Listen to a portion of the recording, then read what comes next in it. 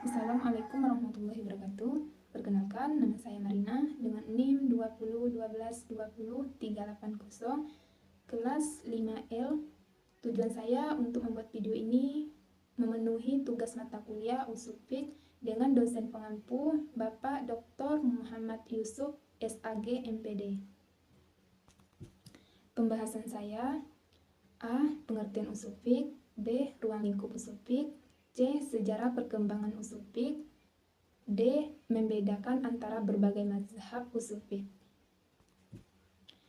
A. Pengertian usul fiqh. Secara etimologi, usul fiqh berasal dari dua kata Arab.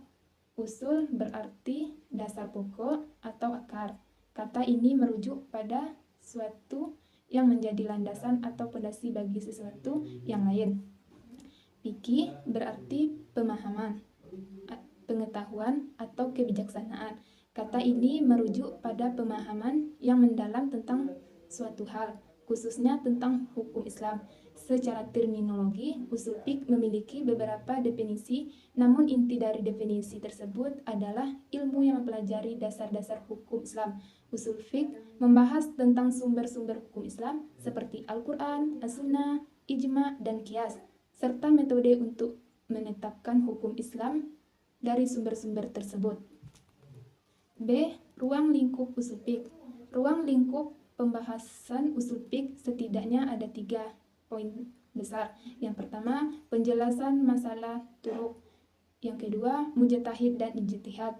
Yang ketiga, dalil-dalil hukum. C. Sejarah perkembangan usul fiqh.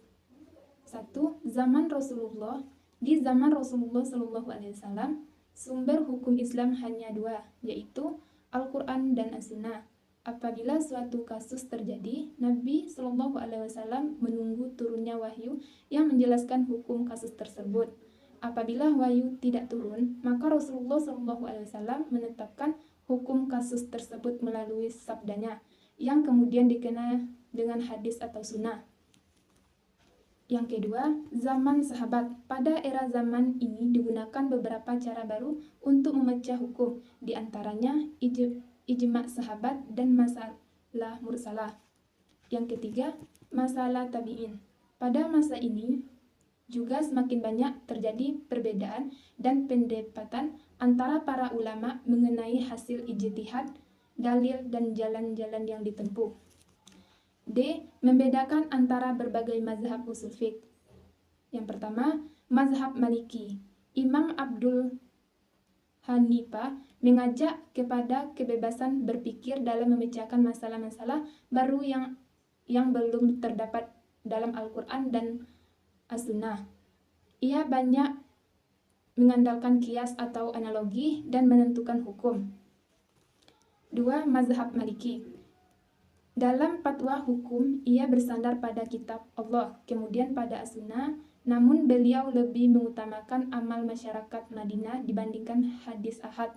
Hal ini karena beliau meyakinkan bahwa masyarakat Madinah mendapatkan warisan dari para sahabat. 3. Mazhab Syafi'i. Dalam konteks fikihnya, Syafi'i mengemukakan pemikiran bahwa hukum Islam bersumber pada Al-Quran dan Sunnah, serta ijma'. Dan apabila ketiganya belum memaparkan ketentuan hukum yang jelas, beliau mempelajari perkataan-perkataan sahabat dan baru yang terakhir melakukan qiyas dan istibad. 4. Mazhab Hambali. Adapun prinsip mazhabnya adalah Al-Quran, As-Sunnah, fatwa sahabat yang tidak diperselisihkan, dan qiyas.